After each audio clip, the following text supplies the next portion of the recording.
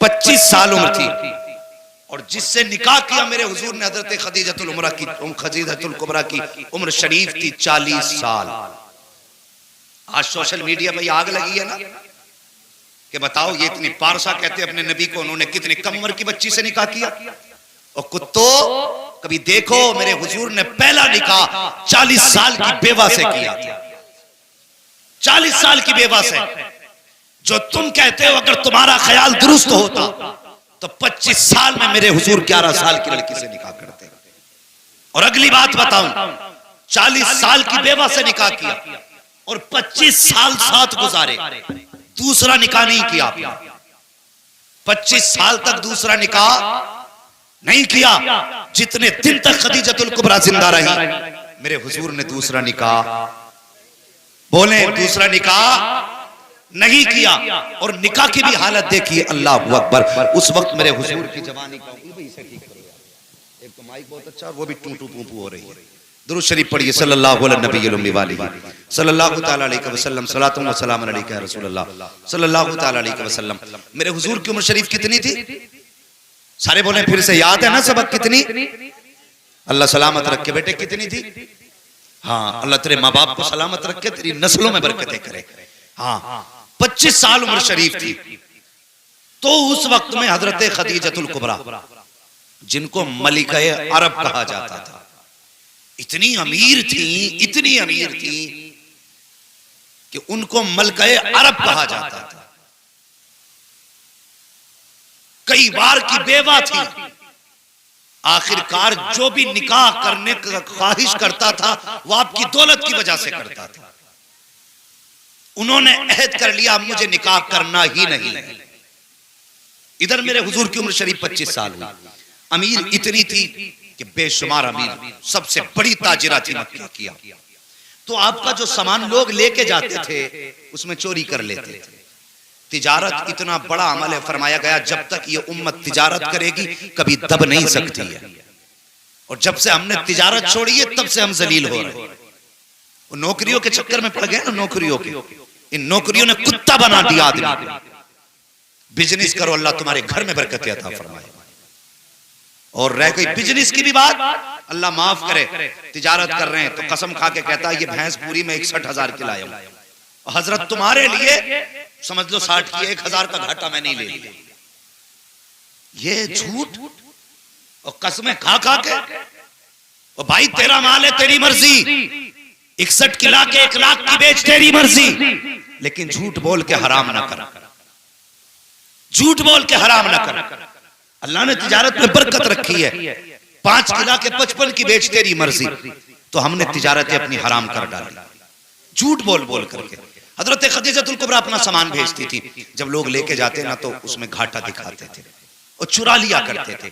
एक दिन अपनी सहेली से कहने लगी कि कोई ऐसा बंदा मिल जाता जो ऐसा ईमानदार होता जो मेरे सामान को हिफाजत से पहुंचा देता। तो उस सहेली ने कहा खदीजा एक मशवरा दूं? कहा कौन सा? कहा मक्के में एक नाम है लफ्ज़े मोहम्मद, बोलो सल्लल्लाहु अलैहि वसल्लम, का यतीम है लेकिन उनकी दयानत के चर्चे हैं। अपने तो अपने गैर भी अमीन कहते हैं, क्यों ना हो तो उनको अपना माल तिजारत दे दे और उनको अपने तिजारत का माल दे करके उनसे अपना तिजारत का काम करा। तो कहा यह काम होगा कैसे? कहा मैं उनके चचा को बुलाती हूं, उनके चचा अगर चाहेंगे तो वो ये काम कर देंगे। तो चचा आए अबू तालिब।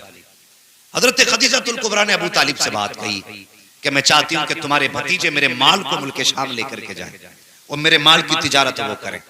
तो चचा का जवाब जानते हो? चचा कहने लगे मेरा भतीजा बड़ा खुददार है, लालच में कोई काम नहीं करेगा। का फिर का एक तरीका है, जब मैं कहूंगा कि एक बेवा है जिसका कोई वारिस नहीं, उसके माल की हिफाजत करनी है, अलबत्ता तरस खा के वो तुम्हारे माल की हिफाजत जरूर कर डालेगा।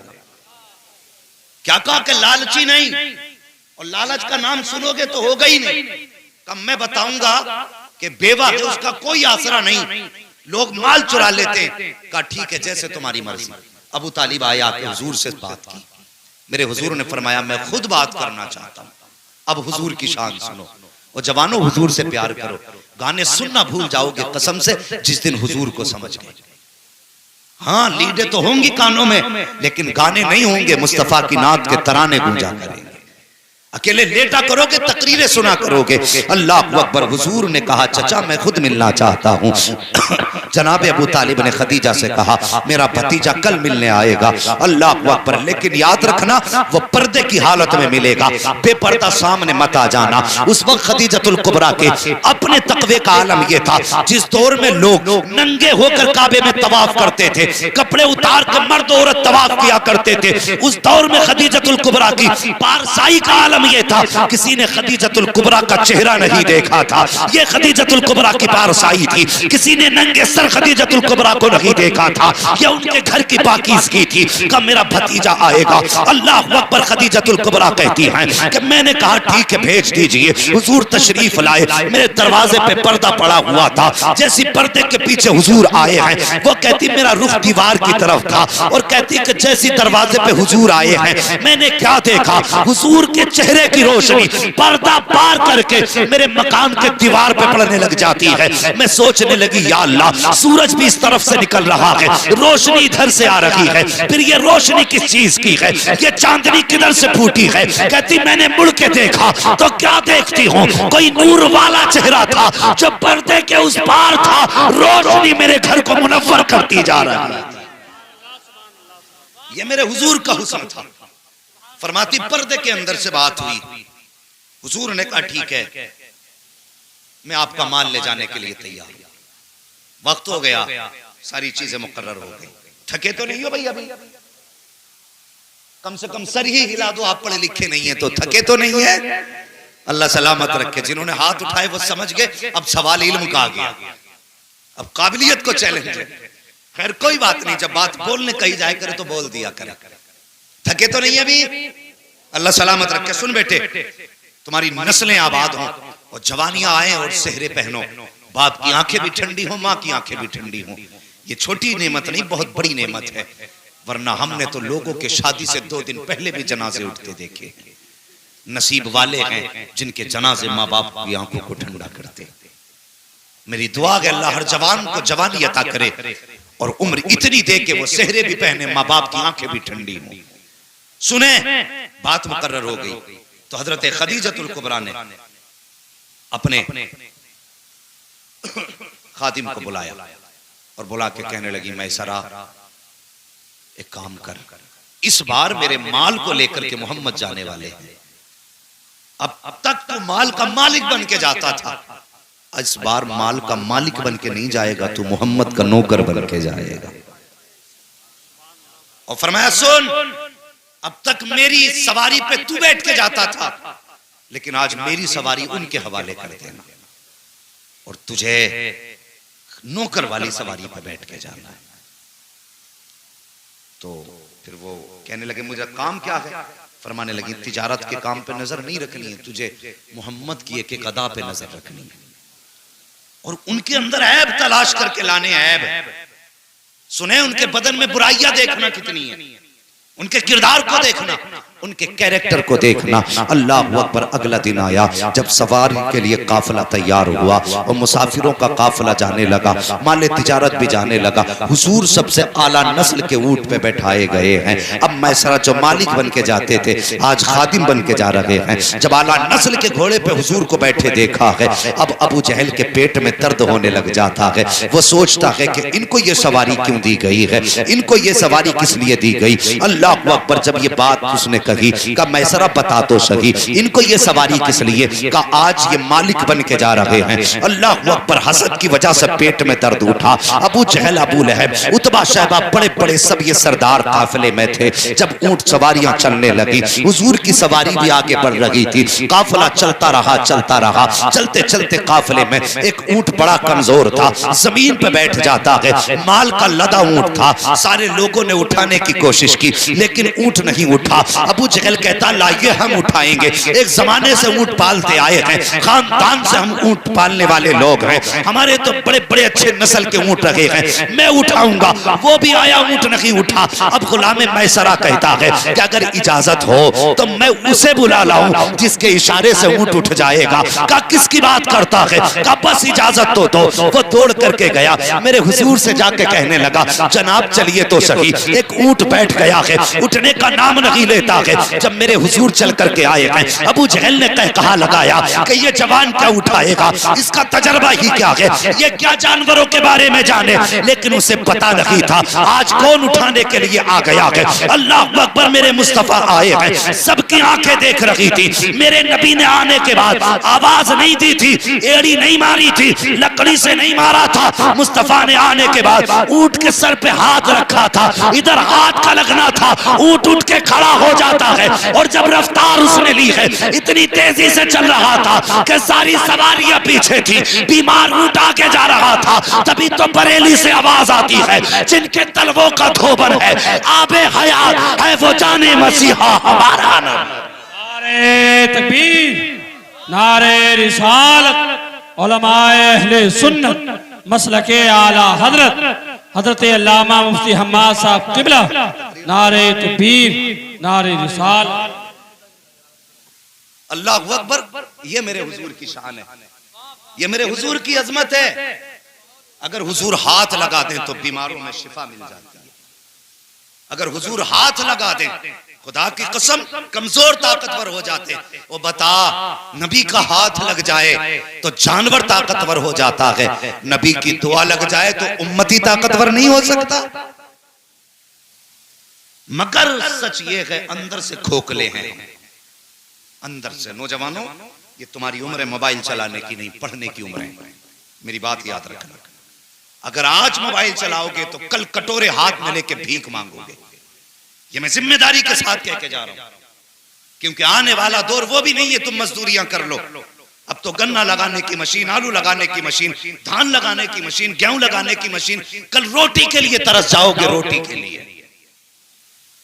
अगर नहीं पढ़े तो कोई तुम्हें मजदूरी के लिए भी नहीं रखेगा। आज अपनी जिंदगी के साथ कम से कम इंसाफ कर लो। और ये मौके जिंदगी सबको नहीं देती। मैंने ऐसे लोगों को रोते देखा है जिनके हालात पढ़ाई के ना थे लेकिन शौक था पढ़ने का। और ऐसे माँ बाप को भी रोते देखा है जिनको माँ बाप पढ़ाना चाहते थे, औलाद ने पढ़ के नहीं दिया। इसलिए मेरी गुजारिश है, मोबाइल एक तरफ उठा के फेंक दो। कल जब काबिल होगे तो मोबाइल की औकात क्या है, कंप्यूटर तुम्हारी ठोकरों में पड़े नजर आएगा। इसलिए पढ़ो और अपनी जिंदगी को मोबाइल के बटनों में बर्बाद ना करो। अल्लाह अकबर। पूरा सफर तय हुआ बड़ी तेजी के साथ, पूरा सफर तय हो गया, काफिला आ भी गया, चला भी गया। और जानते हो जब हुजूर गए ना बाजार में, तो मैसरा ने ना, लोग जो पूछते थे ना क्या रेट है, तो वो कम करके बताते थे। लोग फिर भी देखते थे, चले जाते थे। लेकिन इस बार दुकान हुजूर ने खोली, हुजूर ने दुकान खोली। कोई आके पूछता रेट, हुजूर अपनी मर्जी से कीमत बताते। तो जो साथ वाले थे कहते चला लोगे दुकान। मगर खुदा की कसम दुकान चलाने वाला अमीना का लाल था, जो आता था खाली जाता ही नहीं था। कहता था यार कीमत कुछ भी है, बातें बड़ी प्यारी लग रही है। सौदा लेके ही जाता था, सबसे पहले माल बेचा और हर बार से ज्यादा दोगुना मुनाफा अल्लाह ने अता फरमाया। जब आए दुगना मुनाफा लेकर के हजरत खदीजतुल कुबरा छत पे अपनी सहेली के साथ खुद फरमाती हैं, मैं इंतजार में थी काफिला आने वाला, मैंने उधर देखा जिधर से काफिला आ रहा था। फरमाती काफिले में किसी की सूरत साफ नजर नहीं आ रही थी, लेकिन मेरे महबूब की सूरत किलोमीटर नहीं मीलों के फासले से चांद से ज्यादा रोशन नजर आ रही थी। ये कुत्ते क्या जाने जो मेरे हुजूर के बारे में बोलते, ये जानते ही क्या मेरे हुजूर के बारे में। जुल्फ देखी है कि नजरों ने घटा देखी है, लुट गया जिसने मोहम्मद की अदा देखी। इन्हें क्या पता मेरे आका की शान क्या है, ये तो भौंकते हैं। और मैं जानता हूं जिसने हुजूर के खिलाफ भौंका, ना वो जबान सलामत रही है, ना वो जिस्म सलामत रहा। हाँ, मेरे हुजूर की शान देखो। खदीजतुल कुबरा कहती चांद किस तरह चेहरा नजर आ रहा। फरमाती दौड़ करके जो थे ना वो मैसर अंदर आए, कहने लगे खदीजतुल कुबरा इस बार 2 गुना मुनाफा हुआ। फरमाने लगी मुनाफा अलग रख, मुझे मोहम्मद के बारे में बता, मुझे मोहम्मद के बारे में बता। कहने लगे सुनो ना, हर बार हम सबसे बाद में बेच के आते थे, इस बार सबसे पहले बेच के फारिग हुए, सबसे ज्यादा मुनाफा लेकर के आए हैं। आप फरमाती कोई कमी देखी हो तो बता। अल्लाह अकबर, इतना सुना ना मैसरा झुंझला गए। कहने लगे किसके अंदर कमियों की बात करती हो? कहा मोहम्मद की कमी देखी हो तो बता। कहते हैं खुदा की कसम मैंने देखा उन्हें, जब वो चलते थे धूप में तो बादल साया करता था, अगर सूखे दरख्त के नीचे बैठ जाते थे तो वो हरा हो जाया करता था। खदीजतुल कुबरा कहती है कमी बता, कमी क्या थी? का कमी मैंने नहीं देखी, लेकिन इतना देखा है कि अगर सूरज इधर है, दरख्त इधर है, अगर हुजूर इधर बैठते थे तो दरख्त का साया घूम के इधर आ जाया करता था। का कमी बता? का कमी नहीं देखी मैंने पूरे सफर में, उनके बदन पर मक्खी बैठते हुए नहीं देखी, बल्कि शान तो ये थी जिस गली से गुजर जाते थे वो गलियां खुशबू से महक जाया करती थी। का कमी नहीं देखी। तकबीर, नारे रिसालत, उलमाए अहले सुन्नत, मसलके आला हजरत, नारे तकबीर, नारे रिसालत।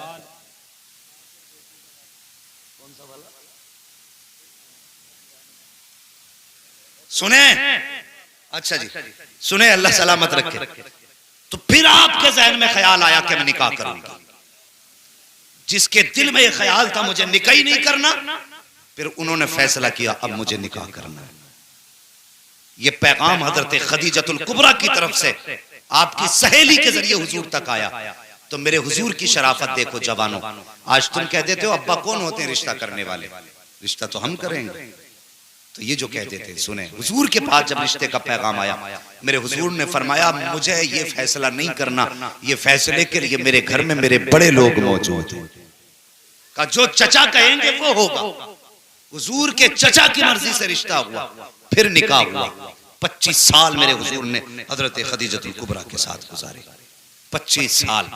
और 25 साल में एक दिन भी मेरे हुजूर से हजरत खदीजा को रत्ती भर शिकायत नहीं हुई। ये जिंदगी गुजारने का उसूल। अल्लाह अकबर, ये निकाह हुजूर का हुआ। आज हुजूर के कदमों की बरकत है कि तुम्हारे मेरे घर में निकाहों की बरकतें नजर आ रही हैं, निकाहों की बरकतें नजर आ रही हैं। बेटों से गुजारिश करूंगा, सारे बेटों से मेरी गुजारिश है, निकाह के लिए ना माँ बाप को बड़ी खुशी होती है, निकाह के बाद इनका दिल मत तोड़ना, 4 महीने बाद अलग होके मत बैठना। इसलिए कि जब तुम दूल्हा बने थे तो सबसे ज्यादा बलाएं तुम्हारी माँ ने दी। जब तुम दूल्हा बन के चले थे तो तुम्हारे दूल्हा बनने की खुशी सबसे ज्यादा तुम्हारी बहन को थी। जब तुम्हारे सर पे सेहरा था तो बहन तुम्हारे सेहरे पे खड़े होकर के नजरें उतार रही थी। आज मुझे बता वो बहन बेगानी कैसे हो गई? आज उस बहन को आंखें निकाल के क्यों देखते हो? क्या इसने तेरे सेहरे की खुशियां नहीं की थी? क्या मां ने निकलते निकलते तुझे दुआएं नहीं दी थी? क्या बाप तेरी शादी में इतना खुश नहीं था कि उसके पैर जमीन पे नहीं थे?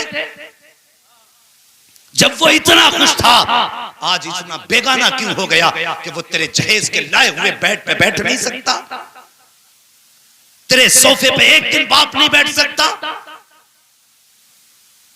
ये तेरा बाप है, बाप शरीक नहीं, जिसके बारे में मेरे नबी ने कहा ये तेरे माल का भी मालिक है, तेरी जान का भी मालिक है। आज इसमें इतने कांटे हो गए। निकाह के बाद बाप भी कुछ नहीं, मां भी कुछ नहीं, जो कुछ है बीवी है। याद रखो, जो बीवियों की गुलामी किया करते हैं वो दुनिया के तलवे चाटा करते हैं, और जो माँ बाप की गुलामी किया करते हैं वो सारे जमाने पे हुकूमतें किया करते हैं। वो माँ बाप जैसी दौलतें नसीबों से मिला करती हैं, नसीबों से माँ बाप जैसी दौलत मिलती है। खुदा के वास्ते अगर खुदा सेहरे की दौलत बख्शे तो माँ बाप की खुशी वाला दिन ना भूलना। बीवी के कहने में आके उन्हें कुत्ता ना कहना, उन्हें जानवर ना कहना, इसलिए कि तू जिसके आंगन में आके बैठी है ये तेरे बाप की खरीदी हुई जायदाद नहीं है, ये इन्हीं माँ बाप की 18 साल की कमाई हुई दौलत है। सोचना चाहिए, और अपनी बेटियों को जाके हम समझाएंगे कि बेटी किसी का दिल ना तोड़ना। और भाइयों से मेरी गुजारिश है, माँ बाप के इंतकाल के बाद सबसे पहले जो लावारिस होती हैं वो बहनें होती हैं। समझ रहे मेरी बात? सबसे पहले लावारिस बहनें होती हैं। बाप इंतकाल कर जाए तो बहनों को लावारिस नहीं करना। उसके इंतकाल के बाद कभी बहनें दरवाजे पे आए, बीवी से कह देना तुझे मेरी बहन से बात करनी है तो करना, ना करनी है मत कर, लेकिन मेरी बहन की और मेरे बीच में मदाखलत करने का तुझे अधिकार नहीं है। इसलिए कि तू अब आई है जब मैं कमाने की उम्र में हूं, और इसने मुझे तब से पाला है जब ये मेरी नाक साफ करती थी। हर भाई को बहन की कुर्बानी याद रखनी चाहिए। हमने बहनों को मां बन के भाइयों को पालते देखा है, मां बन के। इसलिए कि मां जब काम में होती है, आज भी बहनें छोटे भाइयों को सीने से लगा के कभी चौराहों पे लेके घूमती हैं, कभी मार्केट में जाती हैं, कभी दरख्त के नीचे। और यार कभी गर्मी पड़ती हो शिद्दत की तो देखना बहनों को, जब गोद में छोटे भाई होते हैं तो भाई के माथे पे बहन को पसीना गवारा नहीं होता है, बहन पसीना टपकता है उसके माथे से, लेकिन आंचल की हवा बहन दे रही है, दुपट्टे से पसीना बहन साफ कर रही है। आज तुझे हया नहीं आती, बहन को तूने लावारिस किया है। कल जरा याद कर इसकी जिंदगी को। कल जब तू परदेश से आया करता था तो सब तेरे जेब की तरफ दौड़ा करते थे, लेकिन बहन तेरे कपड़ों की तरफ जाती थी, कहती थी भाई कितने गंदे कपड़े हैं, ला उन्हें धोना मेरा हक है, तेरे कपड़े मैं साफ करूंगी। सबसे पहले बगैर कहे जो तेरे कपड़े साफ किया करती थी वो तेरी बहन होती थी। तेरे कहे बगैर जो खाना लगाती थी वो तेरी बहन होती थी। जिसने आधी रात उठ करके तुझे खाना बना के खिलाया वो तेरी बहन की जात थी। जो तेरे आने के इंतजार में आधी आधी रात बैठी रही वो तेरी बहन की जात थी। जब तू पैदा ना हुआ तो सजदे में जिसने मांगा वो तेरी बहन थी। तू पैदा हुआ, तेरी पैदाइश की खुशी जिसने ज्यादा मनाई है वो बहन की जात है। जिसने तेरे दूल्हा बनने के ख्वाब देखे हैं वो तेरी बहन की जात है। जिसने तेरी नजरें बहन की जात है, और जिसने तुझे दूल्हा बना करके मुबारकबाद सबसे पहले दी है वो तेरी बहन की जात है। सारी दुनिया का प्यार एक पल्ले में रखो फिर भी बहन के प्यार के बराबर हो नहीं सकता। नारे तकबीर, नारे रिसालत, उलमाए अहले सुन्नत मसलके आला हजरत हजरत अल्लामा मुफ्ती हम्माद साहब किबला, नारे तकबीर, नारे रिसाल। बहन बहन होती है। आज कितने फोन ऐसे आते, मौलाना आप बड़ा अच्छा बोलते हो, आपकी बातों में असर है, मेरे भाई के पास एक फोन कर दो आप। क्या बात है बहन? कहा 6 साल हो गए मेरा भाई बुलाने नहीं आया। जिस दिन से बाप गए हैं मैं कहीं छूट गया। और लानत हो ऐसी जायदाद पे जो बहनों को रुला के उन पे सांप बन के बैठा जाए। हमारे जहन में ये रहता है ना, बहनें आएंगी तो खर्च होगा, दस्तरखान में कमी आएगी। खुदा की कसम बहनें आती हैं ना, खाली नहीं आती है, खुदा की रहमतें साथ लेके आया करती हैं। हाँ, खुदा की रहमतें साथ लेके आती हैं। और बापों से भी मेरी गुजारिश है, जब जायदाद बांटा करो ना तो मकान में जब 4 कमरों में 3 कमरे बेटे को देके जाना तो एक कमरा बेटी को भी देके जाना, ताकि कल अपना हक बता के आ सके। मैं तुम्हारे कमरे में नहीं आई, अपने बाप के दिए हुए जायदाद के हिस्से में आई। फिर वो शर्म नहीं आएगी, फिर भाभियों में हिम्मत नहीं जो धक्का दे के निकाल सके। कम से कम बहन को एक कमरा जरूर दे के जाना, ताकि कल बहन आए तो उसका सर शर्म से न झुके। और कितनी बहनों को भाइयों ने धक्के दे के घरों से निकाला। हाँ, लॉकडाउन गुजरा, कितनी बहनें बेवा थी, बच्चे भूख की कगार पे आ गए, कहा भाई अमीर है चलो उससे कुछ नाज ले लें। तो भाभियों ने दरवाजे से धक्का दे के कहा जा चली जा, तेरा बाप कमा के नहीं रख के गया था जो यहाँ लेने चली आई। और गैरत कर, खुदा की कसम तुझ पे इसका एहसान हो सकता है और तेरा इस बच्ची पे एहसान नहीं है, इसलिए कि तू उसकी जायदाद खा रही है, वो तेरी जायदाद नहीं खा रही। कयामत के दिन हर बाप से पूछा जाएगा बता बेटी के हिस्से में से कितना दे के आया। ये याद रखना, मौलवी हो, मुल्ला हो, मिस्त्री हो, इंजीनियर हो, सबसे पूछा जाएगा।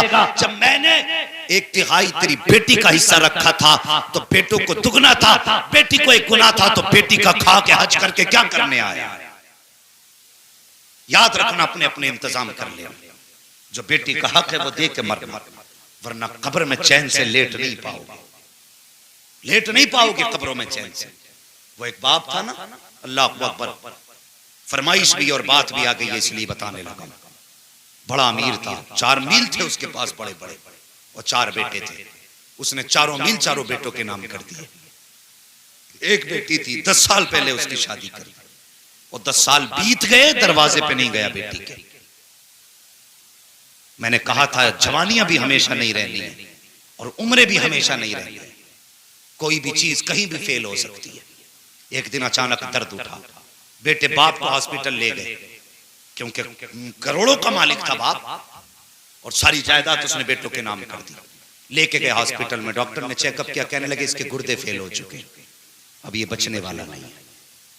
डॉक्टर ने कहा कि फिर भाई अब गुर्दा की जरूरत है, गुर्दा किससे दिलवाएगा? बाप को बेटे पे बड़ा फख्र था, 4 बेटे थे, कहने लगा है ना 4 बेटे, कोई भी गुर्दा दे देगा। बड़े बेटे को बुला के कहने लगा मैंने तुझ पे लाखों रुपए लगाए, बेटे मैं कुछ जीना चाहता हूं, एक गुर्दा दे दे।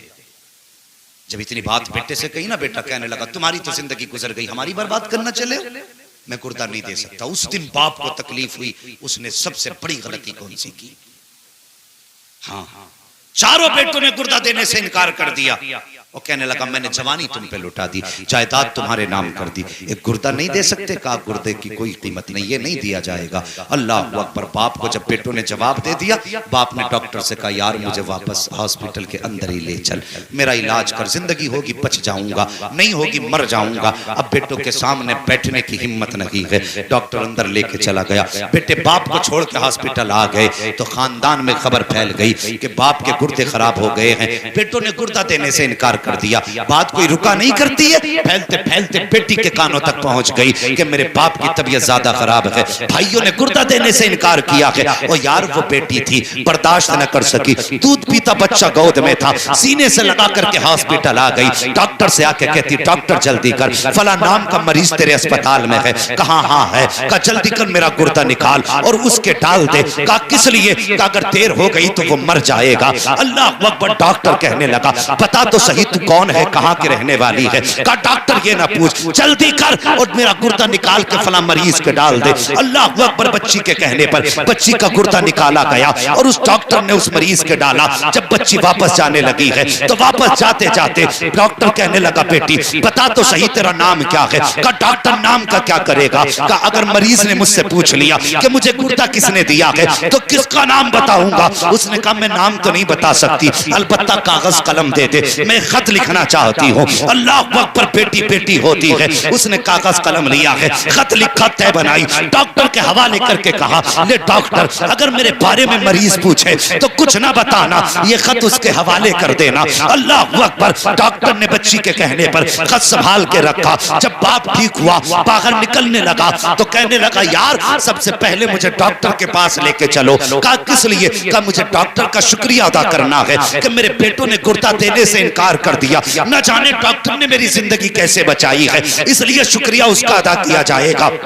जैसे ही यह सेठ निकला है हॉस्पिटल के दरवाजे पे, 4 बेटे गाड़ियां लिए खड़े थे, अब्बा ठीक हो गए हैं, बाकी की जायदाद भी हमें मिल जाएगी। बाप ने कहा इनकी सूरतों को देखना नहीं चाहता हूँ, दूर करो मेरी नजरों से, मैं डॉक्टर के पास जा रहा हूँ। जैसे वो डॉक्टर के पास गया, कहने लगा यार तेरा शुक्रिया है। कहा किस बात का शुक्रिया? कहा तूने मेरी जिंदगी बचा ली है। डॉक्टर कहने लगा यार शुक्रिया मेरा अदा ना कर। कहा फिर किसका करूं? कहा शुक्रिया अदा करना है तो उस लड़की का अदा कर जो तुझे गुर्दा दे करके गई है। कहा कौन थी वो, किसने गुर्दा दिया है? जब इतनी बात उसने कही है तो वो कहता मुझे नाम तो नहीं बताया। कहा फिर पता बता। कहा पता भी नहीं बताया। डॉक्टर तलाश कैसे करूंगा? डॉक्टर कहता याद आया वो मुझे खत दे के गई थी। कहा जल्दी कर खत निकाल। डॉक्टर ने दराज खोली, खत निकाला, मरीज के हवाले कर दिया। जैसे उसने खत खोल के पढ़ा है वो यार खड़ा था जमीन पे बैठ जाता है, चीख मार के रोने लग जाता है। डॉक्टर कहता बता तो सही रोने की वजह क्या है? उसने कहा डॉक्टर तू नहीं जानता है,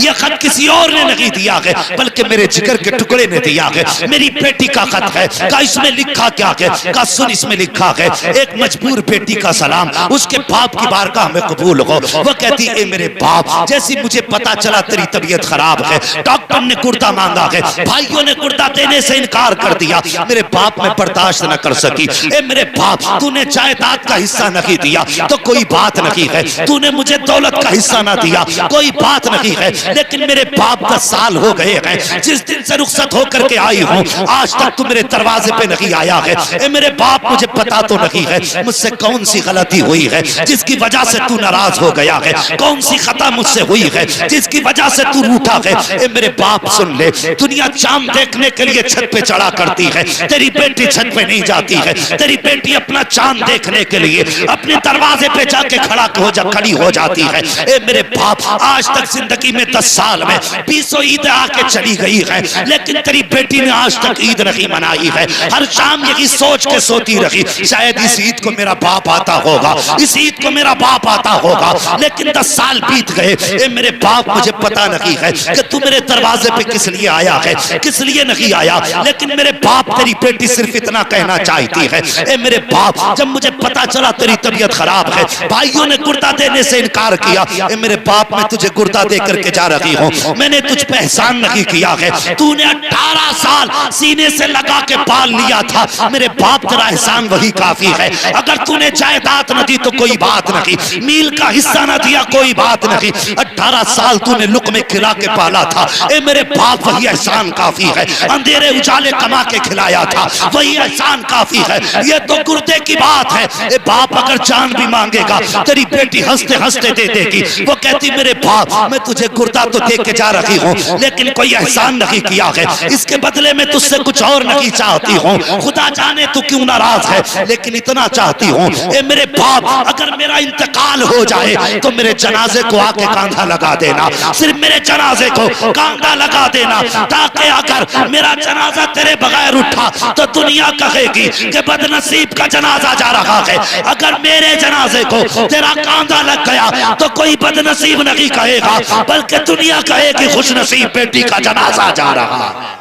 नारे तकबीर, नारे रिसालत, उलमाए अहले सुन्नत मसलके आला हजरत हजरत अल्लामा मुफ्ती हम्माद साहब किबला, नारे तकबीर।